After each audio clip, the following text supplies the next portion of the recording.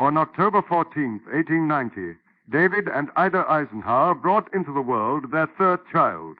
This child was named Dwight David Eisenhower, and he would go on to live a rather phenomenal life. Sayre was born in Denison, Texas, and raised in Abilene, Kansas.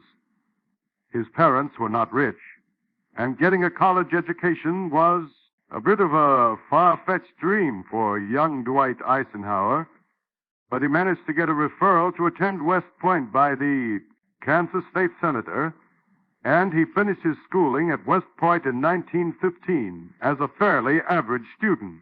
His military career spanned many decades, and he missed out on any actual combat action in World War I, which hindered his advancement in the military. To some degree, however, as the supreme commander of all Allied forces, World War II, he gained the respect and admiration of the entire world as the commander that won the war. However, Eisenhower himself was well aware of the fact that it was the soldiers that won the war. Yes, he was their commander, but it was they that shed the blood. After the war, in 1948, he became the president of Columbia University, and he held that role until the day before his inauguration in January of 1953 as the 34th President of the United States. This was life in America in the 1950s, and the post-war boom was everywhere. "I like Ike" was a very popular catchphrase, and President Eisenhower served 2 successful terms, delivered his most alarming speech in 1960 with the famous "We must guard against the threat from the military," industrial complex departure speech from the Oval Office. In the councils of government, we must guard against the acquisition of unwarranted influence, whether sought or unsought, by the military-industrial complex. Throughout his later years, he had many passions and hobbies like oil painting and playing golf. It was during one of these golf outings that the most bizarre episode in Eisenhower's presidency took place. It was the night of February 24th, 1954, in Palm Springs, California, and the president had disappeared. The Secret Service couldn't find him. The news media couldn't find him.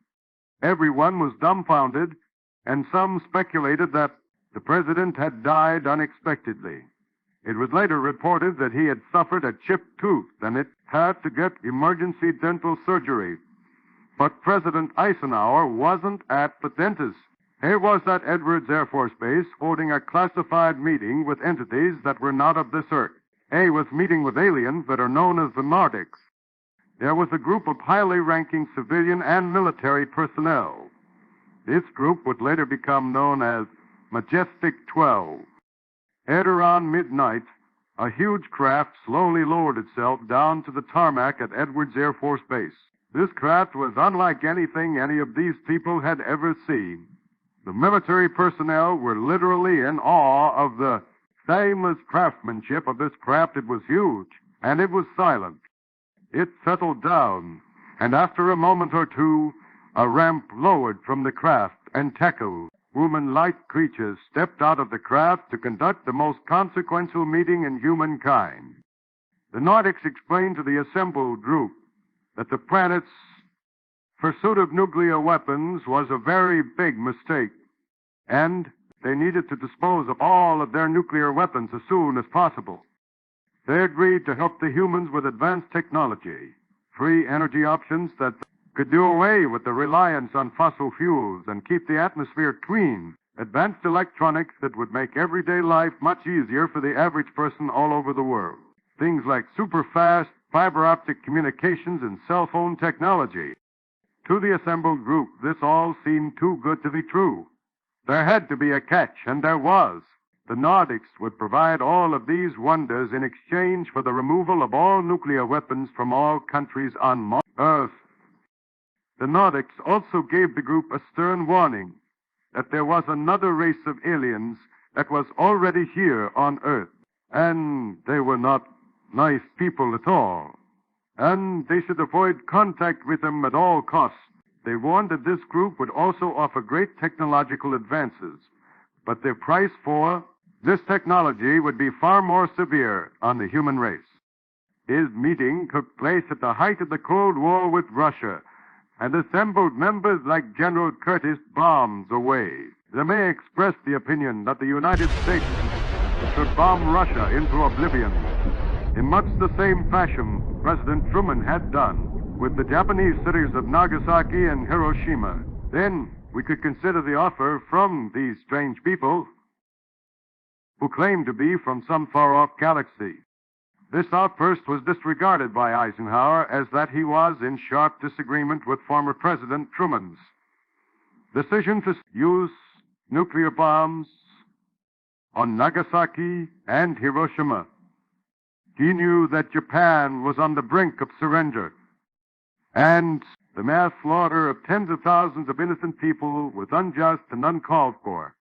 But he was also the commander-in-chief, and he certainly couldn't just wipe away the defenses of his nation with nothing more than a promise of peace on earth and goodwill to man from a race that bore a startling resemblance to the German forces they had just fought a war against in Europe.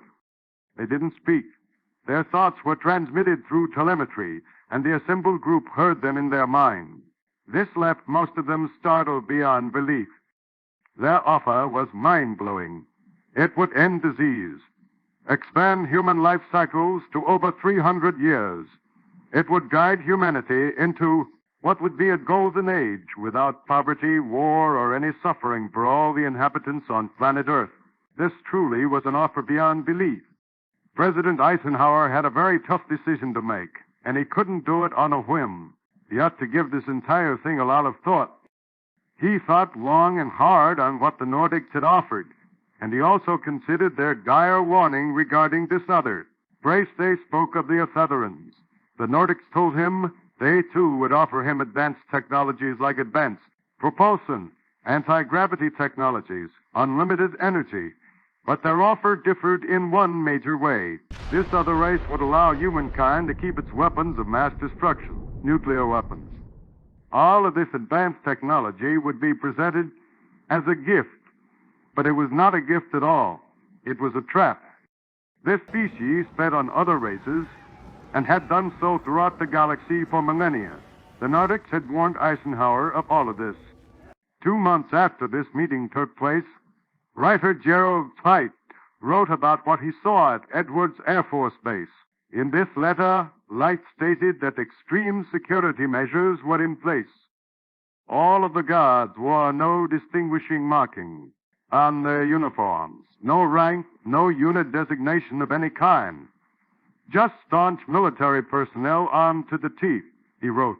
We were finally allowed to enter the restricted section after about 6 hours in which we were checked on every possible item, event, incident, and aspect of our personal and public life. During my 2-day visit, I saw 5 separate and distinct types of aircraft being studied and handled by our Air Force officials with the assistance and permission of the Eartherans. President Eisenhower had made his decision, and he chose to go with the Eartherans and not with the Nordics. The invitation made to President Eisenhower was not a friendly overture like he had experienced with the Nordics. This invitation was more like a command, and he went along with it. The United States military was conducting research and dissecting the supplied crafts inside secret government hangars located at several military locations across America. The scientists and technicians were working alongside the Eartherans, overseers, and willingly taking directions from them. What the government had given up in exchange for all of this advanced technology was truly shocking. The Eartherans would be allowed to build secret underground bases deep beneath the earth. And these facilities were huge, extending several floors in height, with disguised civilian complexes on the surface. The lower floors were strictly reserved for them to use for their own research and dissection of their samples. And their samples were abducted human beings, humans taken against their will to be studied by aliens. And all of this is sanctioned and approved by the highest levels of our government. The only people that were aware of this arrangement were the President and the majestic 12 members. After Eisenhower left office, even the President was left out of the knowledge loop. These Eartherans were not warm and inviting like the Nordics. They were cold and clinical. This was not a process to enhance the human race. It was a strategic transaction, and one designed to put the human race at their mercy, and these are not merciful beings. They were cold, calculating, and emotionless to the extreme degree. Most of the people were abducted at night while they slept, and horrendous experiments were conducted. They were like lab rats for these alien beings, probed and prodded and sometimes impregnated to develop a hybrid species or alien human beings. All the while, the U.S. government explained to the public that there's nothing to see here, and please just move along. This is all restricted, and you do not have a need to know. And this process continued for decades, and some say it still goes on today. In the harsh mountains outside Dulce, New Mexico, construction began on what would become one of the most classified and secretive facilities on Earth. This facility extended underground for 7 levels, each level more restricted than the one above it. The lower levels are reserved strictly for the alien. There they do their research and dissection. The contracted construction workers hired to build the facility had no idea what it was they were building. They were just told it was classified and they were to keep quiet about it.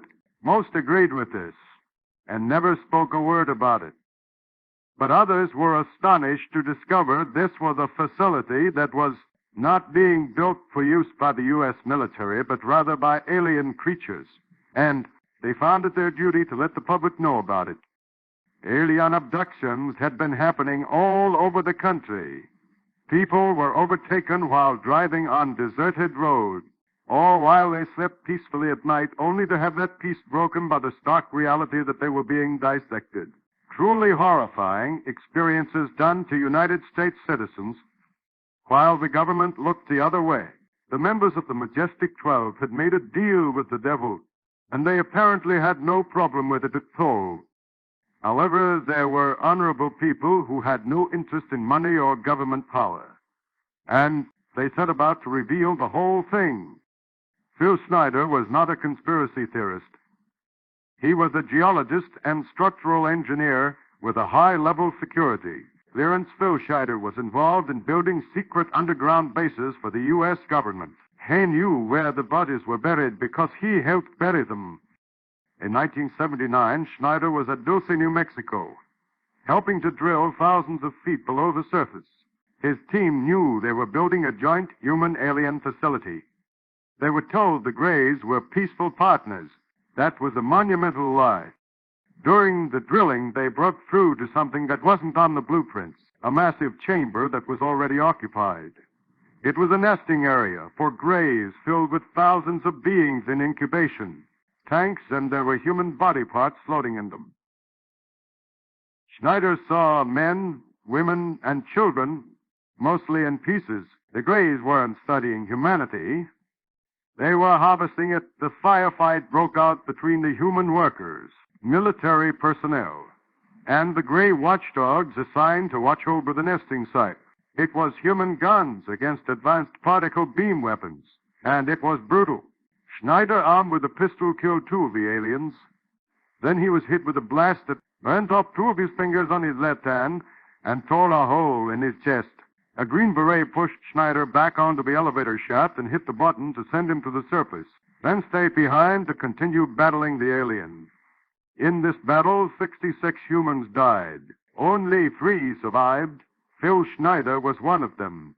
William Bill Cooper was a former naval intelligence officer, a writer and radio personality who spent years trying to expose government lies. He saw the documents. He saw the treaties. Cooper knew about Project Sigma, how astronomers in 1953 discovered large objects in space moving toward Earth, objects that could only be some sort of spacecraft. Though Cooper knew about the secret hidden underground bases, the advanced alien technology exchange between the government and the alien, the cover-up of all of that information from the American people. But he also knew something Phil Schneider did not know. The treaty wasn't just about secret facilities. It was far more serious and far more dangerous. In February 1955, About 300 people witnessed something at Holloman Air Force Base. Air Force One landed and taxied to the end of the runway. The pilot instructed the tower to turn off all radar. Then 3 round objects appeared in the sky. One landed about 200 feet from the president's plane. Another hovered overhead like a sentinel or guard. The third vanished from sight. Witnesses watched a man descend from Air Force One. No hat, clearly visible. Everybody recognized him. He was the President of the United States. It was Dwight Eisenhower. They watched him shake hands with beings at the door of the craft. Then he entered their ship. This encounter wasn't necessarily secret. It was witnessed by hundreds of people. Yet, nobody talked about it but Phil Schneider and William Cooper did. Both men made public statements that their lives were in danger. Both said they were being threatened by unknown government agents. Both of them predicted they would soon be found dead. Both of them were right. Phil Schneider made several public statements saying that if ever a report was to surface or be broadcast that he had taken his own life, that story would be a lie.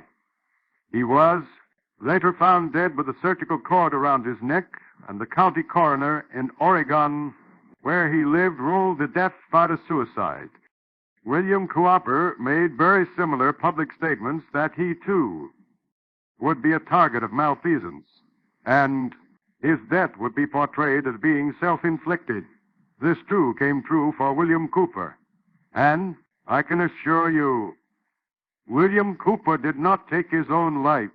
It is the opinion of this humble reporter that events such as this have happened and continue to happen to not only the citizens of America, but also people from all over the world. The treaty or contract that was established during the Eisenhower administration is still in effect, and we, as citizens, must remain vigilant and aware of the horrors our own government will pursue in order to remain the superpower they attest to be.